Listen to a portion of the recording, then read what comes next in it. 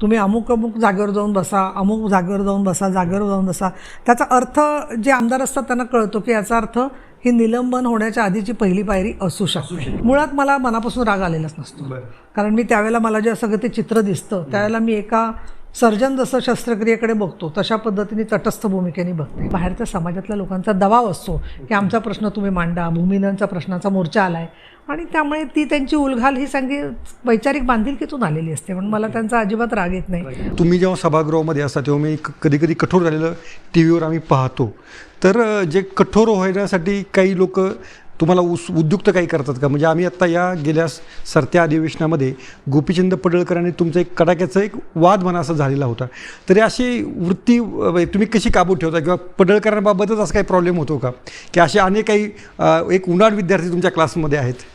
आता तुम्ही सगळा शब्द वापरताय ना, मी खरं सांगू का, मी 2007 ते 2018पर्यंत प्रवक्ता म्हणून काम करत होते. आत्तापर्यंतही प्रवक्ता या पदावर होते.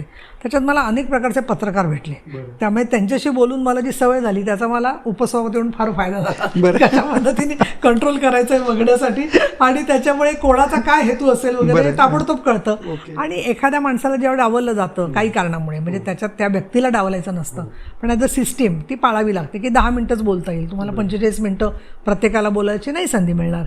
तर या गोष्टी स्वतःला स्वीकाराव्या लागतात. त्या जर का स्वीकारल्या नाहीत तर मग मनुष्य असं गृहीत धरायला लागतो की मग फडणवीस 45 मिनटं बोलतात तर मी पण 45 मिनटं बोललं पाहिजे, असं नसतं करायचं. सभागृहामध्ये आपले नेते बोलल्यानंतर उरलेला वेळ जो असतो तो वेळ प्रत्येक सभासदांनी वाटून घ्यावा आणि त्या वेळेचं नियोजन करावं, हे लोकशाहीमधला प्रघात आहे. तर ते त्या पक्षातले नेते सांगतात, पण त्याचं पालन करायचं की नाही शेवटी आमदार ठरवत असतो. आणि सगळं सभागृह वेठीला धरल्यासारखं जेव्हा होतं त्यावेळेला मग आम्हाला हस्तक्षेप करणं क्रमप्राप्त होतं.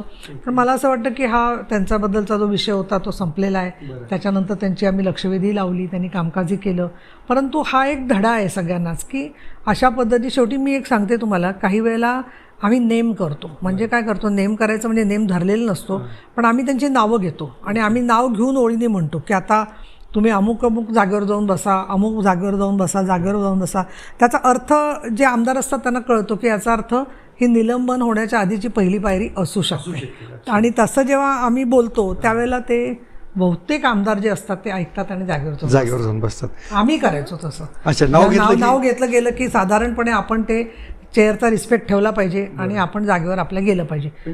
तुम्हाला राग अनावर होतो तेव्हा तुम्ही काय करता सभागृहामध्ये? असं लक्षात जा की ऐकत नाहीये तेव्हा तुम्ही स्वतःला कूल कसं ठेवता?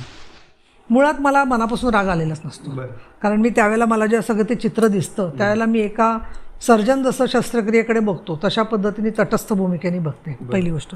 दुसरं म्हणजे ते सगळे माझ्याकडे सकाळी येऊन सांगून गेलेले असतात की ताई आम्हाला बोलायचं आहे. मग त्यातल्या जेवढ्यांना बोलता दिलं असतं ते आरडाओरडा करत नाहीत, पण त्यांना ज्यांना बोलता दिलं जात नाही ते जोपर्यंत बोलता येत नाही तोपर्यंत आरडाओरडा करतात. त्यामुळे यांना कधी संधी देता येईल हा मी विचार करते. पण एकाच वेळेला परवानगी न घेता जे बोलायचा प्रयत्न करतायत त्यांचं मला कारण माहिती नसेल तर मात्र मी त्यांना थांबवते. मग मी त्यांना अलीकडे सांगते की तुम्ही मला लेखी द्या, तुम्हाला काय बोलायचं आहे ते, मग तुम्हाला परवानगी देईन. मग कुठे पूल पडलेला असतो, कुठे अजून कुठे झोपड्यांना धोका असतो, अशा लोकांना मी दुपारच्या वेळेत बोलायला देते. पण सकाळपासून तो जो आमदार असतो, मी पण आमदार फक्त म्हणून काम करताना तसंच होतं, तोपर्यंत त्या आमदाराची जीवाची उलघाल होत असते. बोलायला मिळेल की नाही. कारण काय, त्याच्या बाहेरच्या समाजातल्या लोकांचा दबाव असतो की आमचा प्रश्न तुम्ही मांडा, भूमिहीनांचा प्रश्नाचा मोर्चा आलाय, आणि त्यामुळे ती त्यांची उलघाल ही सगळी वैचारिक बांधिलकीतून आलेली असते, म्हणून मला त्यांचा अजिबात राग येत नाही. उलट मला कौतुक वाटतं की बाबा हे त्यांचा प्रश्न मांडण्यासाठी बेफिकीर नाही आहे. त्या दृष्टिकोनातून ते आवश्यक आहे. तो जो काय तुमचा जो उद्वेग असेल तो क्षणापुरता किंवा त्या म्हणजे मला ते केवळ वेळेचं नियोजन झालं पाहिजे आणि सर्व प्रश्नांना योग्य तो न्याय देता आला पाहिजे याच्यासाठी असतो. दुसरं, आयुध कुठलं कधी वापरायचं. आता समजा एक आजार आहे तर तो आजाराचं औषध कुठे घेऊन चालेल का? आता तुम्ही म्हणाल की गोळी घेऊन चालेल 4 चौकात, गुळण्या करून चालतील का? नाही चालणार. तसं कुठलं आयुध कुठला मंत्री असताना वापरायचं आणि कुठलं आयुध आपण आता नाही वापरायचं याचं पण तारतम्य आवश्यक आहे, तर त्याची इफेक्टिव्हिटी वाढते.